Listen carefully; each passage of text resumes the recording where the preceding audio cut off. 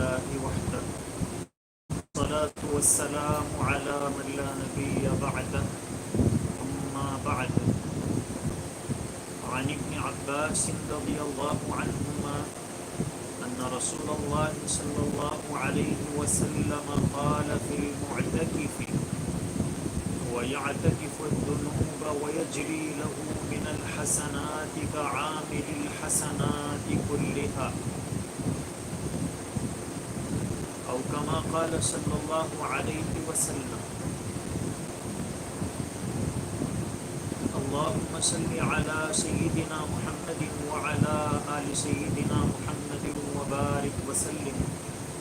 اللهم صل على سيدنا محمد وعلى آل سيدنا محمد وبارك وسلم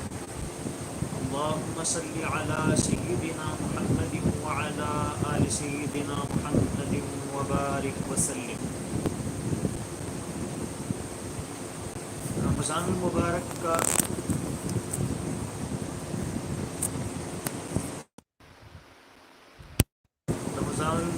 کا جو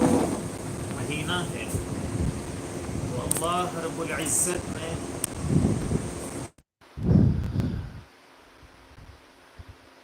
نبی کریم صلی اللہ علیہ وسلم کی امت کو بہت اہتمام کے ساتھ اور بڑے فضیلتوں کے ساتھ عطا فرمایا ہے۔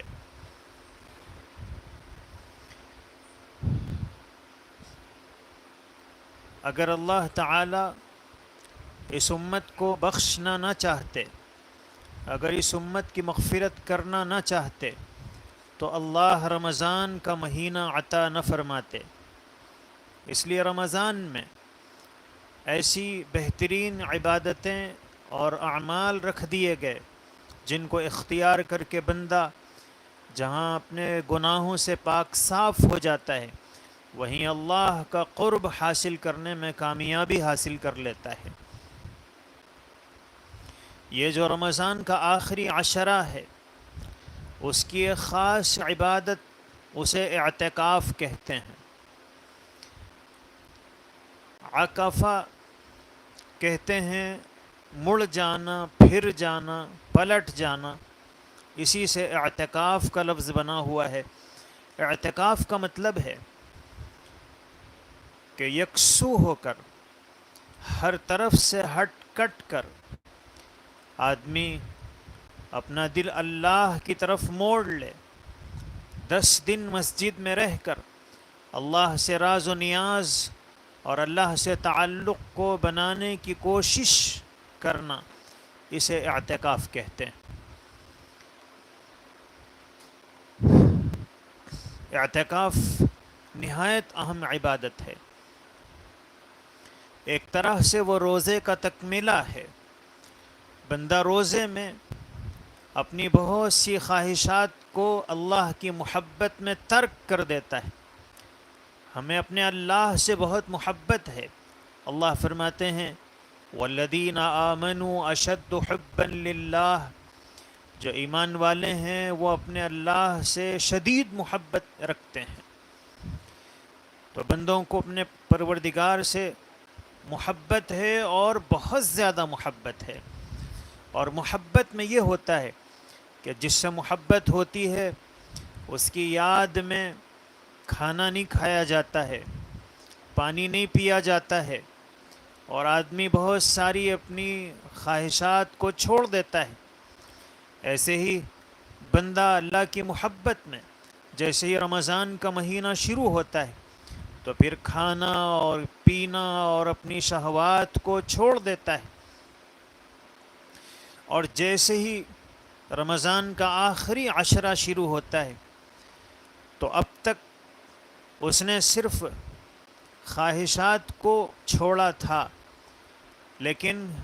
ابھی بندوں کا تعلق باقی تھا، اور گھر بار سے، بازار سے اس کا تعلق نہیں ٹوٹا تھا، لیکن جیسے ہی آخری عشرہ آتا ہے تو پھر وہ محبت اور آگے بڑھتی ہے، اور بندہ اعتکاف میں اپنے آپ کو بٹھا کر اللہ سے اپنے تعلق کو جوڑ لیتا ہے، اور گھر بار سے، کاروبار سے اپنے تعلق کو توڑ لیتا ہے۔ اعتکاف ایک عاشقانہ عبادت ہے کہ اللہ کی محبت میں ہر چیز سے بیگانہ ہو کر اللہ کے دربار میں، اللہ کی محبت میں، اس کی یاد میں اپنے آپ کو مسجد میں محصور کر لینے کو اعتکاف کہتے ہیں۔ علماء نے لکھا ہے کہ اعتکاف گویا تمام دنیاوی تعلقات سے اپنے کو کاٹ کر در مولا پر پڑ جانے کو کہتے ہیں۔ اللہ کی طرف توجہ اور انابت کی ایک نرالی کیفیت کو اعتکاف کہا جاتا ہے۔ حضرت عطا خراسانی رحمۃ اللہ علیہ فرماتے ہیں کہ معتکف کی مثال اس آدمی کی ہے جو اللہ کے در پر آ پڑا ہو کہ جب بندے کا ہر لمحہ عبادت میں شمار کیا جاتا ہے، اس کا کھانا، اس کا پینا، سونا، یہ بھی عبادت سمجھا جاتا ہے۔ چنانچہ حضرت عبداللہ بن عباس رضی اللہ عنہما سے روایت ہے کہ رسول اللہ صلی اللہ علیہ وسلم نے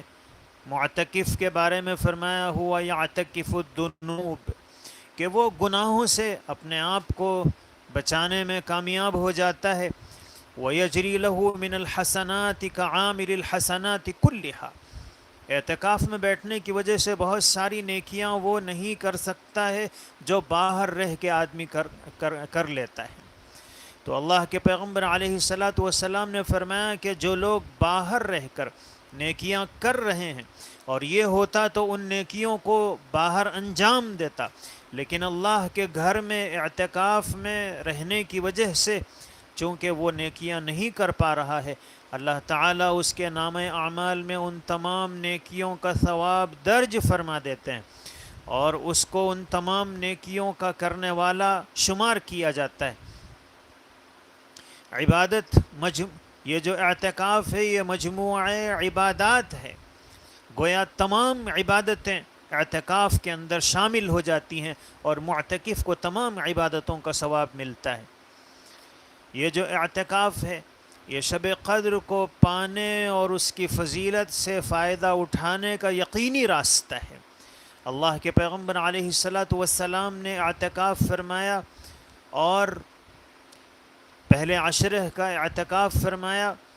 اور پھر اس کے بعد دوسرے عشرہ کا فرمایا، اور ارشاد فرمایا کہ جو لوگ میرے ساتھ اعتکاف کر رہے تھے وہ آخری عشرہ کا بھی اعتکاف کریں،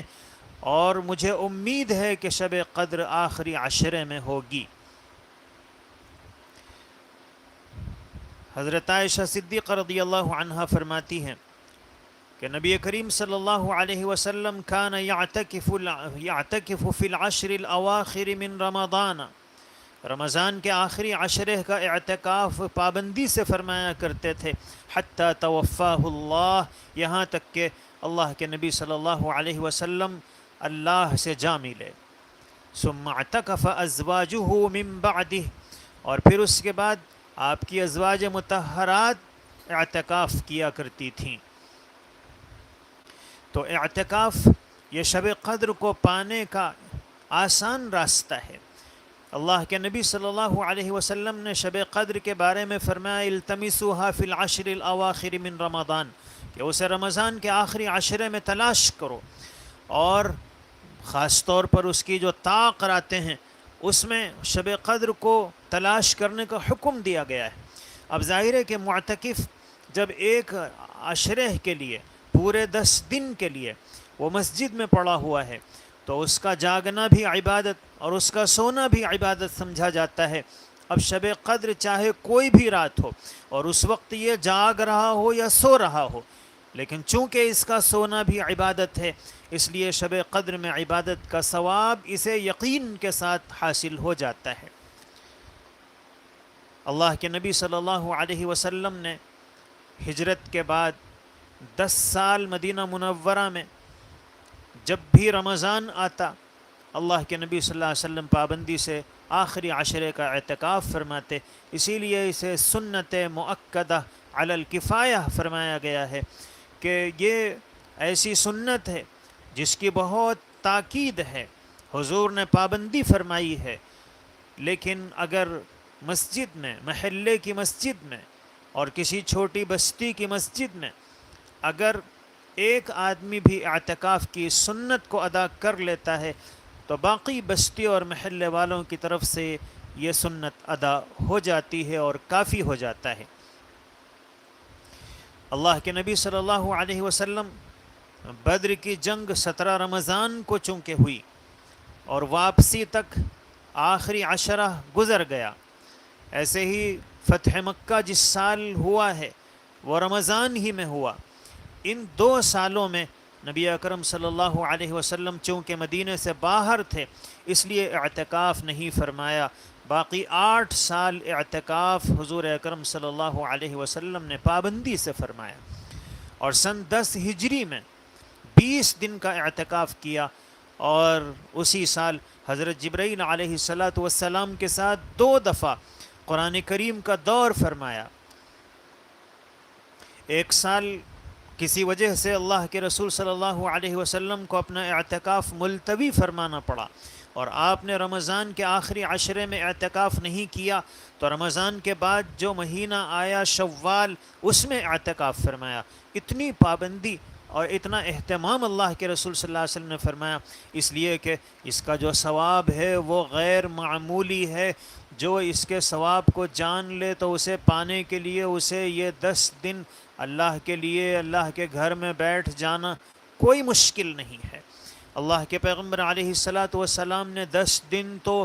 10 دن ہیں، ایک دن کے اعتکاف کی بھی یہ فضیلت بتلائی کہ من اعتکف یوما ابتغاء وجہ اللہ عز وجل،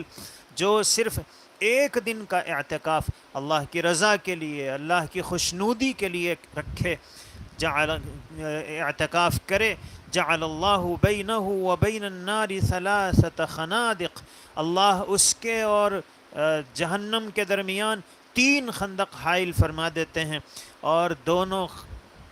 اس کے اور جہنم کے درمیان جو 3 خندقیں حائل کی جاتی ہیں ان میں سے ایک خندق اتنی چوڑی ہے جتنی زمین و آسمان کے درمیان کا فاصلہ ہے۔ جب ایک دن کے اعتکاف کی یہ فضیلت ہے کہ اس کی وجہ سے آدمی جہنم سے اتنا دور کر دیا جاتا ہے، اور بلکہ جہنم اس سے اتنی دور کر دی جاتی ہے، تو پھر کیا خیال ہے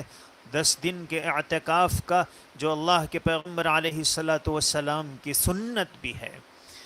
حضرت حسین ابن علی رضی اللہ عنہ سے روایت ہے، اور وہ نبی کریم صلی اللہ علیہ وسلم سے روایت فرماتے ہیں کہ آپ نے فرمایا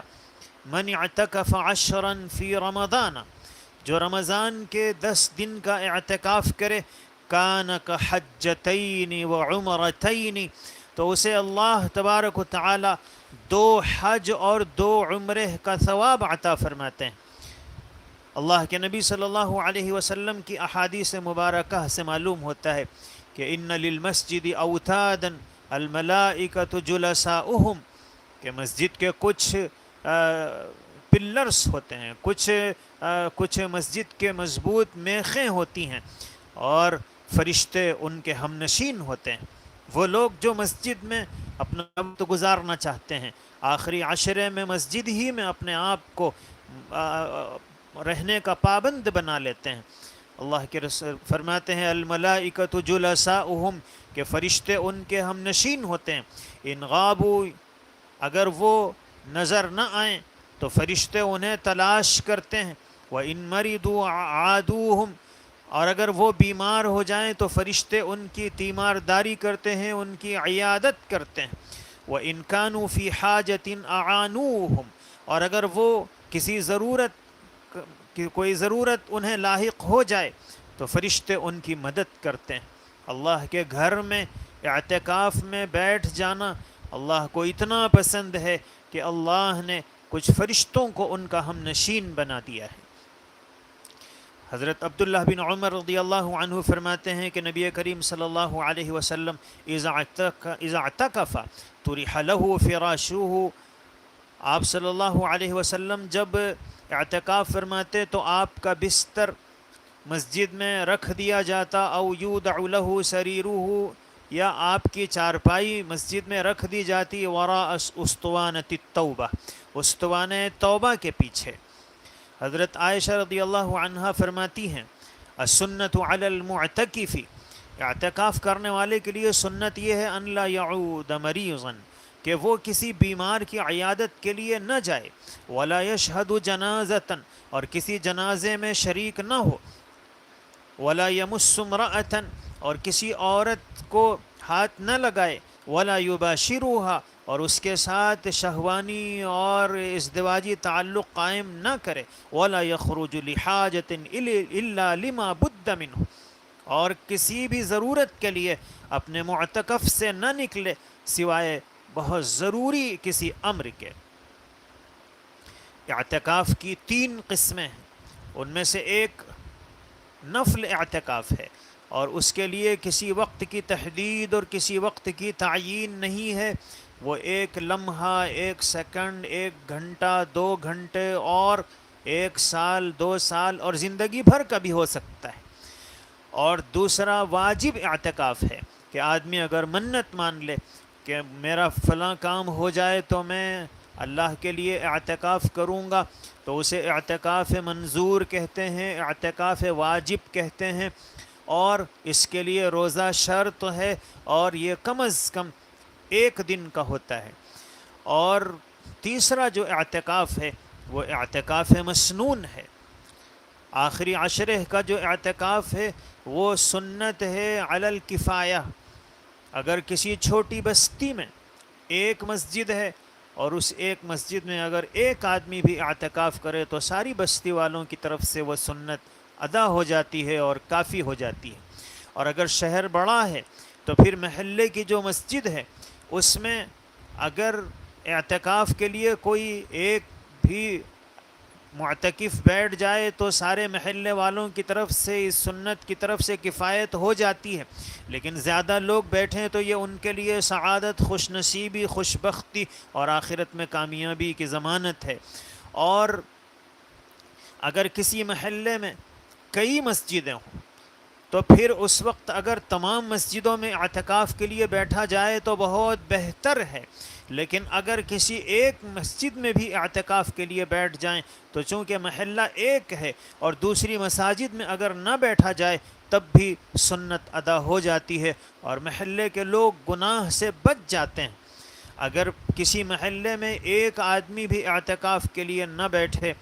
تو پھر سارے محلے کے لوگ سنت کے چھوڑ دینے کے گناہ میں مبتلا ہو جاتے ہیں۔ جو آدمی اعتکاف میں بیٹھا ہوا ہو اس کے لیے لازم ہے کہ وہ مسجد کی حدود میں رہنے کا اپنے کو پابند بنائے۔ البتہ مسجد میں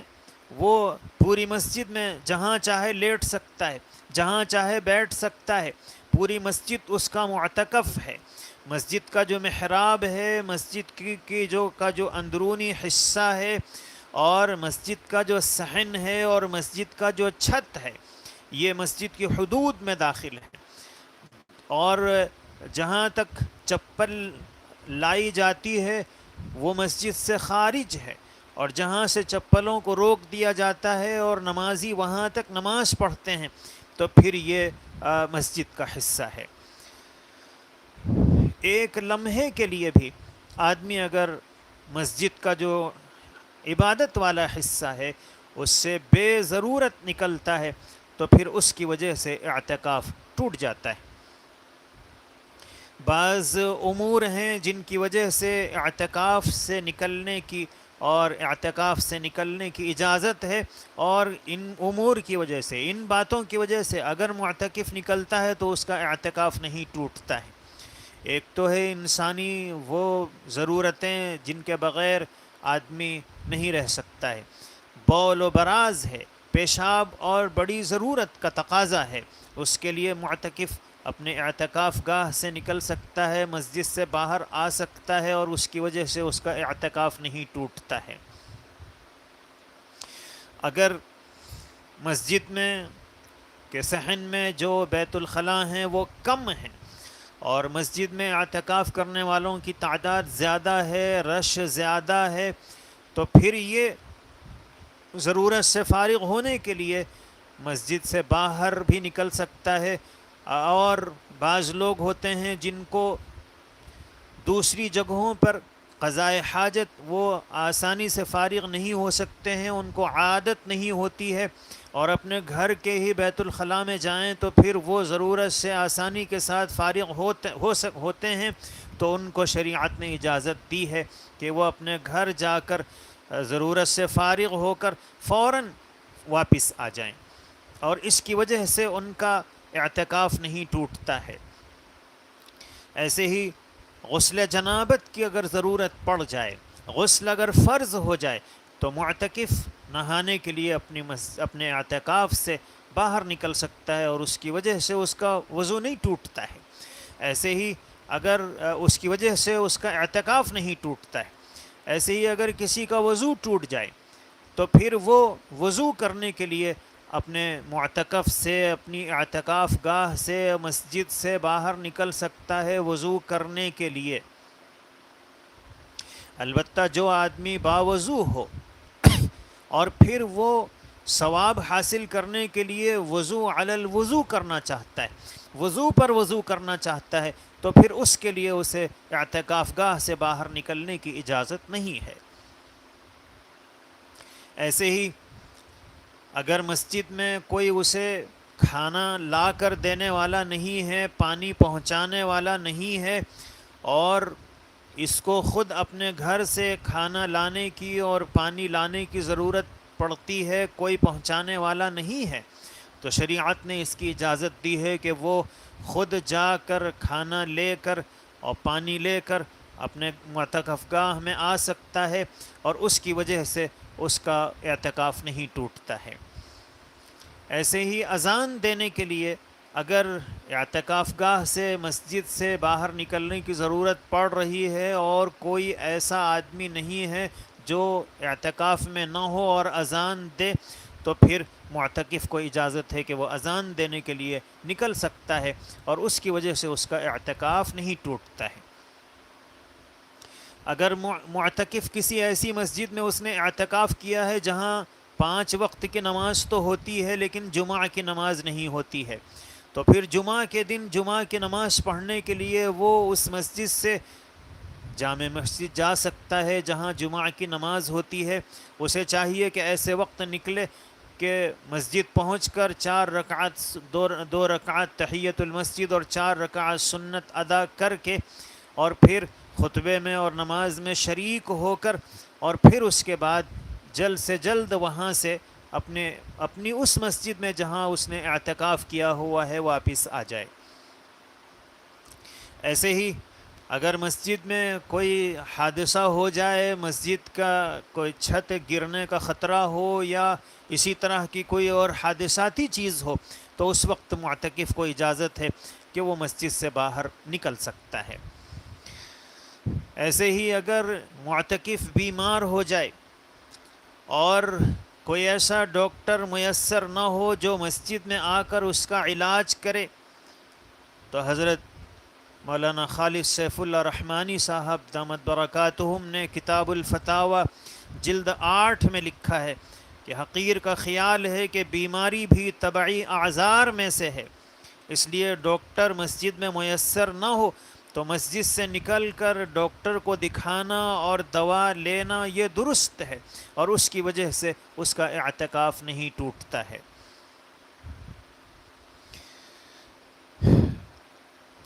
ایک اور مسئلہ جس کی طرف توجہ دینے کی ضرورت ہے کہ اگر ریح کے نکلنے کا تقاضا ہو، ہوا کے خارج ہونے کا تقاضا ہو، تو عام حالات میں مسجد میں ہوا کا خارج کرنا یہ منع ہے، اس سے بدبو پھیلتی ہے، اور بدبودار چیز مسجد میں لانا منع ہے، اور اللہ کے پیغمبر علیہ الصلاۃ والسلام نے فرمایا کہ جو من اکل من هذه الشجرۃ المنتنۃ، کہ جو اس بدبودار درخت کو کھائے، اس کے پھل کو کھائے، تو پھر وہ مسجد میں نہ آئے،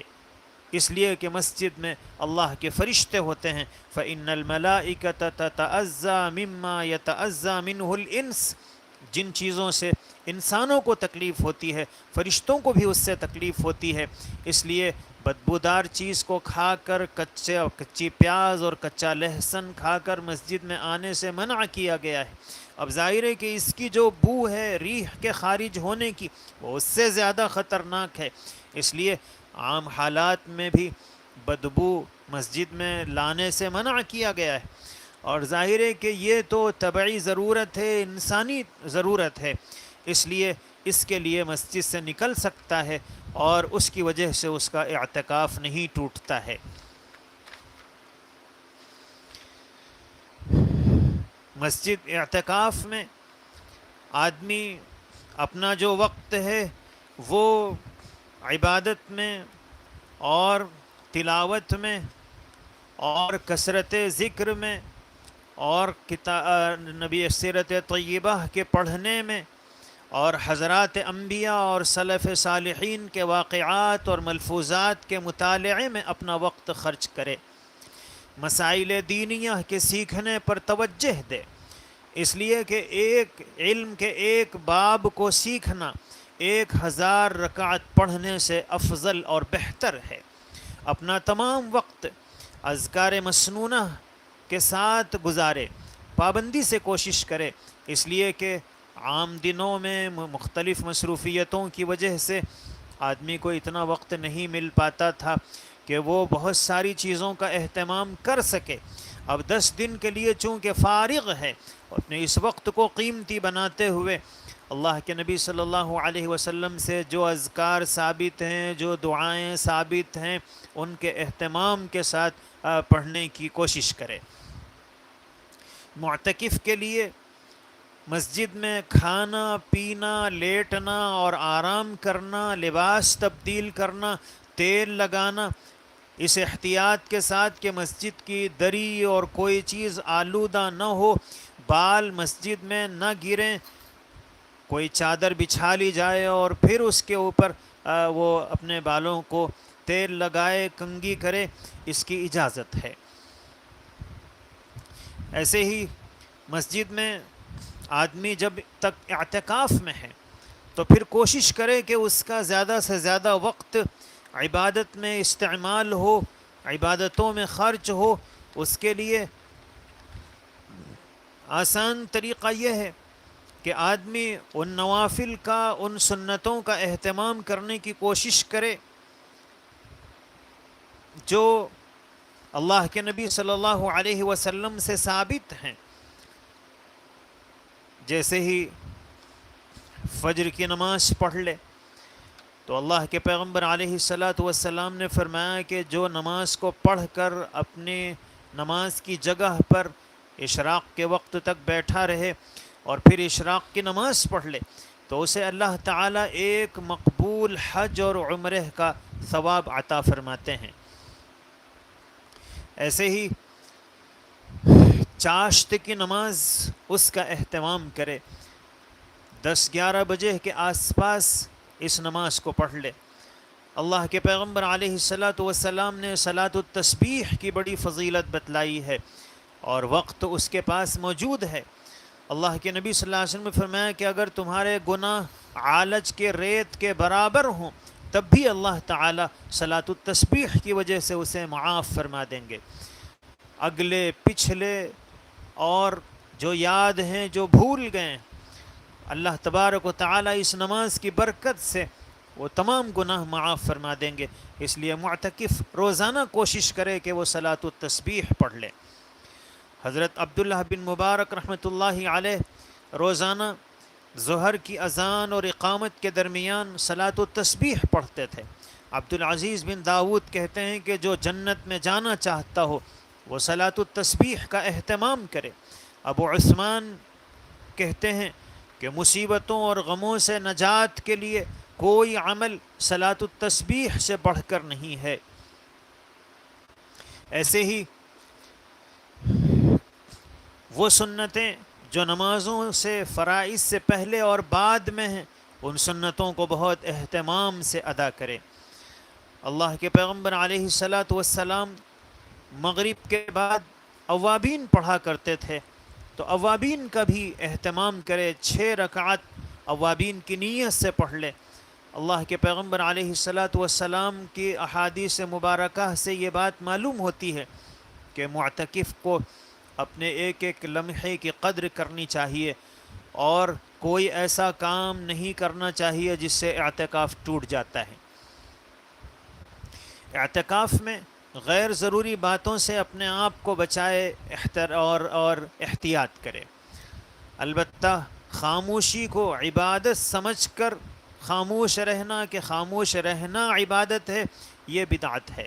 لیکن گناہ سے بچنے کی خاطر کہ اگر بات کریں گے تو غیبت ہوگی، چغلی ہوگی اور بیکار کی باتیں ہو جائیں گی، اس نیت سے اگر آدمی خاموش رہتا ہے تاکہ گناہ سے بچے تو پھر اس میں کوئی حرج نہیں ہے۔ اعتکاف کی حالت میں گفتگو کرنے میں یہ احتیاط ضروری ہے کہ اگر آپ کو گفتگو کی ضرورت پڑ رہی ہے تو پھر کسی دوسرے معتکف کو آپ کی اس گفتگو سے تکلیف نہ ہو، اس کی راحت اور اس کی عبادت میں خلل نہ ہو، ورنہ یہ گفتگو ناجائز ہوگی اور اعتکاف کی حالت میں آپ نے ایک ایسا گناہ کیا ہے جو بہت سنگین ہے۔ کسی مسلمان کو تکلیف پہنچانا اور پھر اس کو جو اعتکاف میں ہے اسے تکلیف پہنچانا، یہ بہت بڑا جرم ہے۔ اعتکاف کی حالت میں غیر ضروری باتوں سے آدمی اپنے کو بچائے۔ ماضی قریب کے ایک بہت بڑے بزرگ حضرت شیخ زکریا رحمۃ اللہ علیہ اپنے اعتکاف میں جو حاضرین ہوتے تھے کہ آپ لوگ جو وقت کھانے کا ہے اس وقت جو کھانا چاہیں، جتنا کھانا چاہیں، کھانے پر کوئی پابندی نہیں ہے، اور جو آدمی سونا چاہتا ہے تو اس کے سونے پر بھی کوئی پابندی نہیں ہے، وہ جتنی دیر سونا چاہتا ہے سو سکتا ہے۔ صرف ایک پابندی ہے کہ بات نہ کرے۔ اب ظاہر ہے کہ آدمی اگر اپنے ساتھیوں سے جو اعتکاف میں ہیں ان سے اگر بات نہ کرے تو پھر اس کی وجہ سے بہت سارے اپنے وقت کو ضائع کرنے سے وہ بچ جائے گا۔ جب ظاہر ہے کہ دوسروں سے بات نہیں کرنا ہے تو پھر آدمی یا تو تلاوت کرے گا یا ذکر کرے گا یا پھر کسی ایسے کام میں مصروف رہے گا، کوئی کتاب پڑھے گا، اپنی توجہ اللہ کی طرف کر لے گا۔ تحیۃ الوضو، جب بھی وضو کرے تو پھر مسجد میں جیسے ہی پہنچے تو پوری توجہ سے اگر آدمی تحیۃ الوضو پڑھ لے، اللہ کے نبی صلی اللہ علیہ وسلم فرماتے ہیں وجبت لہ الجنہ، تو اس کے لیے جنت واجب ہو جاتی ہے۔ اب ظاہر ہے کہ یہ عمل ہم عام دنوں میں روزانہ نہیں کر پاتے تھے، لیکن اعتکاف میں چونکہ ہمارا سارا وقت اب مسجد میں گزر رہا ہے، کوئی اور مصروفیت اور کام بھی نہیں ہے، تو آدمی اس کی عادت بنانے کا اس سے بہتر موقع اور کوئی نہیں ہو سکتا ہے۔ اللہ کے نبی صلی اللہ علیہ وسلم کی احادیث مبارکہ سے جن اعذار کی وجہ سے اعتکاف سے نکلنے کی اجازت سمجھ میں آتی ہے اور فقہاء نے جس کی اجازت دی ہے، ان میں سے ایسی بیماری بھی ہے جس کا علاج مسجد سے نکلے بغیر نہیں ہو سکتا ہے۔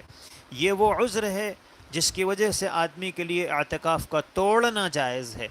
کہ آدمی اپنے اعتکاف کو توڑ دے اور مسجد سے باہر نکل جائے۔ ایسے ہی کسی ڈوبتے ہوئے کو بچانے کے لیے اور کسی جلتے ہوئے کو بچانے کے لیے، آگ کو بجھانے کے لیے اگر باہر نکلنے کی ضرورت پڑ رہی ہے تو پھر اعتکاف سے نکلنے کی اجازت ہے، اور اس کی وجہ سے اعتکاف تو ٹوٹ جائے گا لیکن کوئی گناہ نہیں ہوگا۔ ایسے ہی ماں باپ اور اولاد اگر سخت بیمار ہیں اور ان کے علاج کے لیے اس کو خود جانا ہے تو پھر اعتکاف توڑ دینے کی اجازت ہے۔ ایسے ہی جنازہ آ جائے اور کوئی جنازے کی نماز پڑھانے والا نہ ہو تو پھر معتکف کو اجازت ہے کہ وہ اپنا اعتکاف توڑ کر جنازے کی نماز پڑھائے۔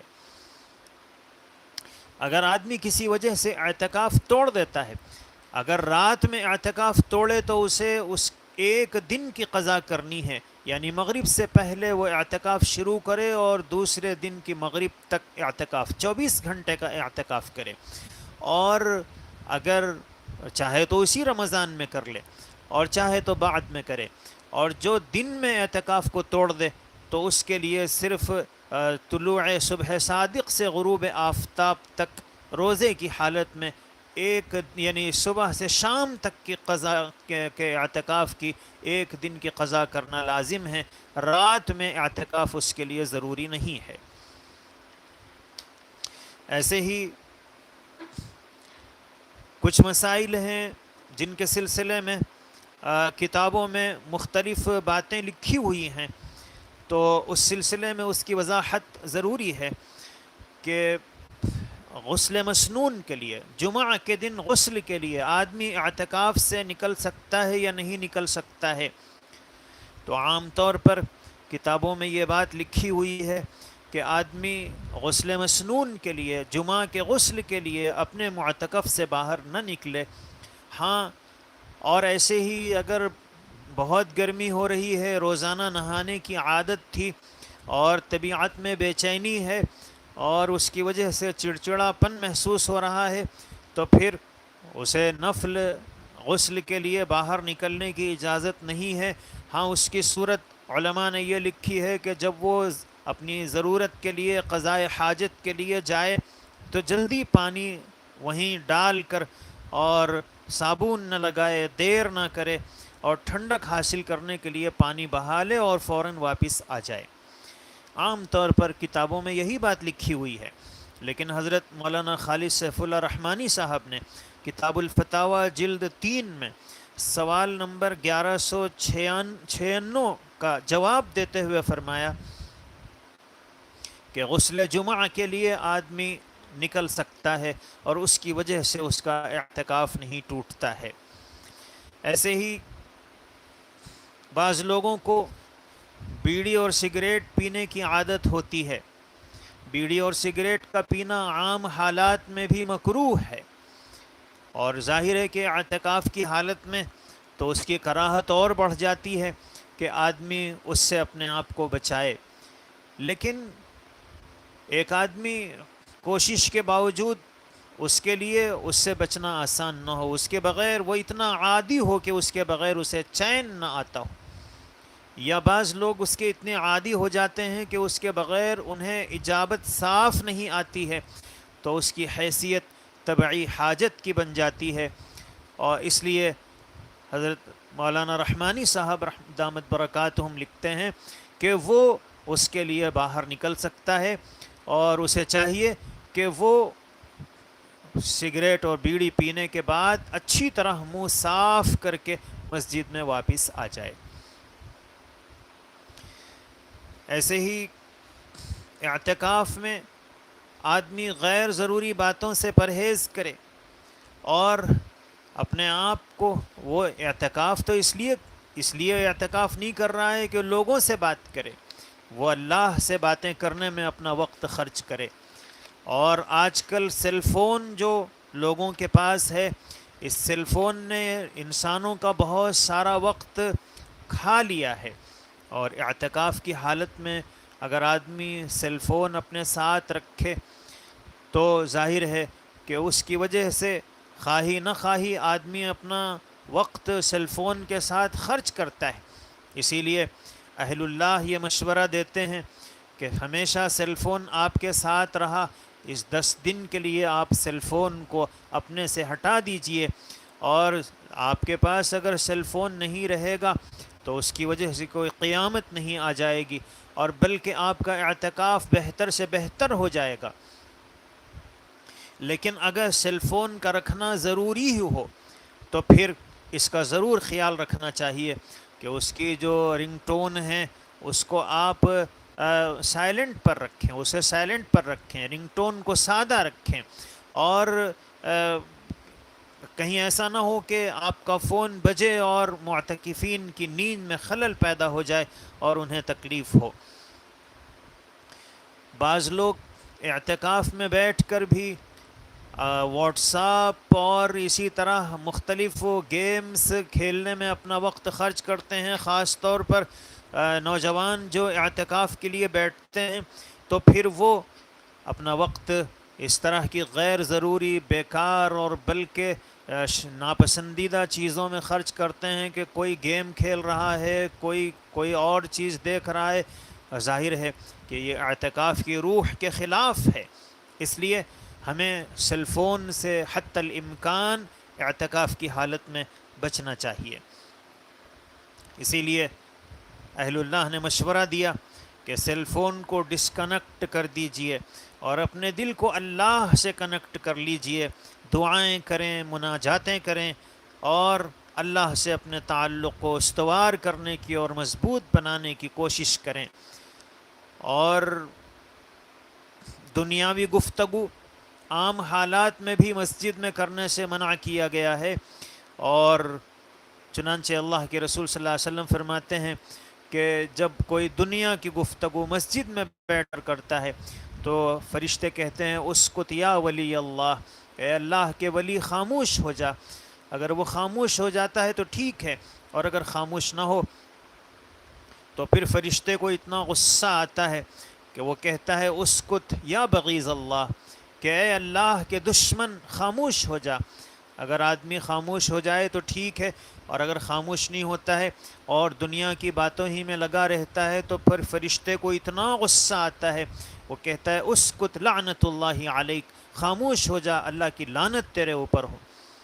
تو عام حالات میں بھی مسجد میں دنیا کی گفتگو کرنا اتنا سنگین جرم ہے اور اللہ کو اتنا سخت ناپسند ہے۔ اب اگر کوئی رمضان میں آخری عشرے میں اور کی حالت میں اگر دنیاوی گفتگو کو اور باتوں کو کرے، طور پر لوگوں کے تذکروں میں اپنا وقت خرچ کرے، تو اب ظاہر ہے کہ اس سے بڑا گناہ اور اس سے زیادہ اعتکاف کی بے حرمتی اور کیا ہوگی۔ اس لیے اعتکاف کی حالت میں غیر ضروری باتوں سے، گفتگو سے اپنے آپ کو بچائے، اور اعتکاف کا جو اصل مقصود ہے کہ اللہ سے اپنے تعلق کو آدمی مضبوط بنا لے، اللہ سے اپنے دل کو جوڑ لے، اور اللہ تبارک و تعالی سے اپنے آپ کو اتنا نتھی کر دے کہ اللہ کی رحمتیں اسے مل جائیں، شب قدر کی فضیلت اسے حاصل ہو جائے، اللہ کا قرب میسر آ جائے، اور اللہ سے کی محبت کی خاص کیفیت اس کے دل میں پیدا ہو جائے۔ ان مقاصد کو حاصل کرنے کی کوشش کرے۔ اللہ تبارک و تعالی سے دعا ہے اللہ تعالی مجھے، آپ کو اور ان تمام معتکفین کو جو اعتکاف کرنا چاہتے ہیں، انہیں انہی آداب اور مستحبات کی رعایت کرتے ہوئے اپنے اعتکاف کو انجام دینے کی توفیق نصیب فرمائے۔ اب کچھ سوالات ہیں۔ پہلا سوال یہ ہے کہ لاک ڈاؤن چل رہا ہے اور اس کی وجہ سے مساجد میں نمازیوں پر کی تعداد پر پابندی ہے، اور ظاہر ہے کہ یہ جو پابندی ہے رمضان المبارک کے گزرنے کے بعد تک بھی باقی ہے۔ تو اب لاک ڈاؤن میں اعتکاف کس طرح کیا جائے؟ لیزا سید یہ سوال کرتی ہیں کہ لاک ڈاؤن کی وجہ سے کیا مرد احباب گھر میں اعتکاف کر سکتے ہیں؟ اعتکاف یہ بہت اہم ترین عبادت ہے، اور اللہ کے پیغمبر علیہ الصلاۃ والسلام نے اس کی فضیلت بھی بہت بتلائی، اور اس کے حاصل کرنے کے لیے آدمی کو اعتکاف بہت شوق کے ساتھ کرنا چاہیے۔ اور ہم میں سے بہت سارے احباب وہ ہیں جو ہر سال پابندی سے اعتکاف کیا کرتے تھے، مسجدوں میں بہت 10 20 اور 50 لوگ اعتکاف کیا کرتے تھے، لیکن اس سال لاک ڈاؤن کی وجہ سے ظاہر ہے کہ یہ سب اعتکاف نہیں کر سکیں گے، اور ان کے دل میں خواہش ہے، تمنا ہے، آرزو ہے کہ کاش ہمیں اعتکاف کا موقع ملتا، لیکن اس پابندی کی وجہ سے اب ظاہر ہے کہ مسجد میں صرف 2 یا 3 لوگ اعتکاف کر سکیں گے، اور باقی لوگ جو مسجد میں اعتکاف نہ کر سکیں اور ان کے دل میں یہ خواہش انگڑائیاں لے رہی ہے کہ کاش ہمیں بھی اعتکاف کا موقع ملتا اور اس فضیلت کو ہم بھی حاصل کر لیتے، تو ان لوگوں کے لیے مشورہ یہ ہے کہ ان حالات میں جب کہ ہمارا دل تو چاہتا ہے اور ہمارے دل کی تمنا ہے کہ ہم مسجد میں اعتکاف کریں، لیکن مجبوری کی وجہ سے، حکومت کے قوانین کی وجہ سے، اور محکمہ صحت کے کی ہدایات کی وجہ سے ہم مسجد میں اعتکاف نہیں کر پا رہے ہیں، لیکن اللہ کے پاس عمل سے زیادہ اہمیت نیت کی ہے۔ اللہ کے نبی صلی اللہ علیہ وسلم نے فرمایا نیت المؤمن خیر من عملہ، مومن کی جو نیت ہے وہ اس کے عمل سے بہتر ہوتی ہے۔ اللہ کے حبیب صلی اللہ علیہ وسلم نے فرمایا انما الاعمال بالنیات، کہ اعمال کا دار و مدار تو نیتوں پر ہوتا ہے۔ اس لیے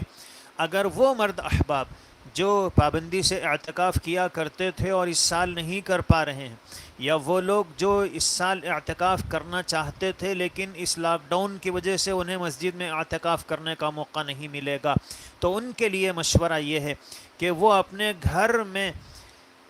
جیسا وقت وہ مسجد میں اعتکاف میں گزارتے تھے ویسے اہتمام کے ساتھ اپنے گھر میں وقت گزاریں، باہر نہ نکلیں، عبادتوں میں، تلاوتوں میں، ذکر و اذکار میں، اور دین کے کتابوں کے پڑھنے میں، اور انبیاء کرام اور نبی کریم صلی اللہ علیہ وسلم کے سیرت کے مطالعے میں، سلف صالحین کے واقعات کے پڑھنے میں اپنا وقت لگائیں، خرچ کریں۔ اور چونکہ ان کی نیت مسجد میں اعتکاف کی تھی اور مجبوری کی وجہ سے وہ مسجد میں نہ جا سکے، تو اللہ سے یہ امید ہے کہ اللہ انہیں اس مسنون اعتکاف کا ثواب عطا فرمائیں گے۔ مسجد میں، گھر میں مردوں کے اعتکاف کرنے سے مسنون اعتکاف ادا نہیں ہوتا ہے۔ ایک ہے اعتکاف کا ادا ہونا جس کو مسنون اعتکاف کہتے ہیں، اور ایک ہے اس اعتکاف کا ثواب ملنا۔ تو اللہ تبارک و تعالیٰ تو نیتوں کی وجہ سے ثواب عطا فرماتے ہیں، اس لیے جو لوگ مسجد میں اعتکاف نہیں کر پا رہے ہیں اور لاک ڈاؤن کی وجہ سے، وہ اگر پورے اہتمام کے ساتھ اپنا وقت اپنے گھر میں عبادت میں خرچ کریں گے، اللہ کی ذات سے امید ہے اللہ انہیں اعتکاف کا ثواب ضرور عطا فرمائیں گے۔ دوسرا سوال یہ ہے کہ خواتین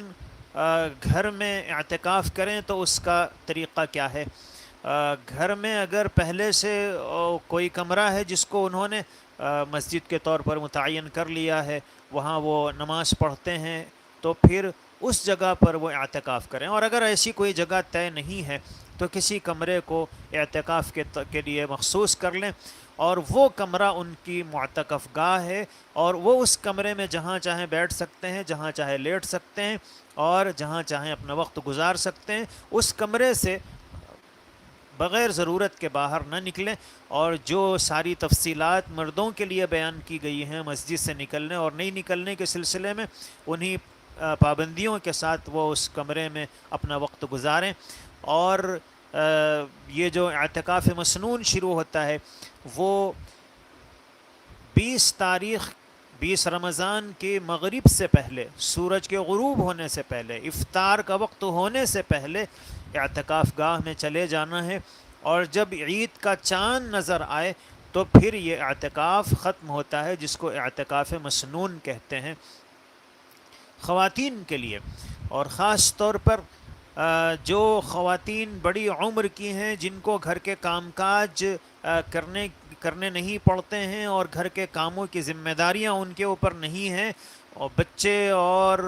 گھر کی جو دوسری عورتیں ہیں وہ ان ذمہ داریوں کو سنبھالتی ہیں، تو پھر ان کے لیے اعتکاف کی عبادت بہترین عمل ہے کہ وہ ایک دن کے اعتکاف کی اللہ کے رسول صلی اللہ علیہ وسلم نے جو فضیلت بتلائی ہے، اور پھر 10 دن جو اللہ کے نبی صلی اللہ علیہ وسلم کا مسنون عمل ہے، اور ازواج مطہرات جس کو پابندی سے کیا کرتی تھیں اور بہت شوق سے وہ اس عبادت کو انجام دیتی تھیں، تو بڑی جو خواتین ہیں ان کو ضرور اس رمضان سے فائدہ اٹھانا چاہیے اور اپنا وقت اعتکاف میں خرچ کرنا چاہیے، اس لیے کہ اعتکاف ایسی بہترین عبادت ہے کہ اس کو ہم خرما ہم ثواب کہا جا سکتا ہے، کہ آپ اعتکاف میں بیٹھ کر کھانا کھا سکتے ہیں، پانی پی سکتے ہیں، سو سکتے ہیں، اور یہ جو بتایا گیا ہے کہ عبادتیں کی جائیں، تلاوت کی جائے، ذکر و اذکار کیا جائے، یہ مستحبات ہیں، آداب ہیں کہ آدمی کوشش کرے اپنا وقت ان چیزوں میں زیادہ خرچ کرنے کی۔ باقی بڑی خواتین ہیں وہ اپنی عمر طبعی کی وجہ سے زیادہ عبادتوں میں محنت نہیں کر سکتی ہیں،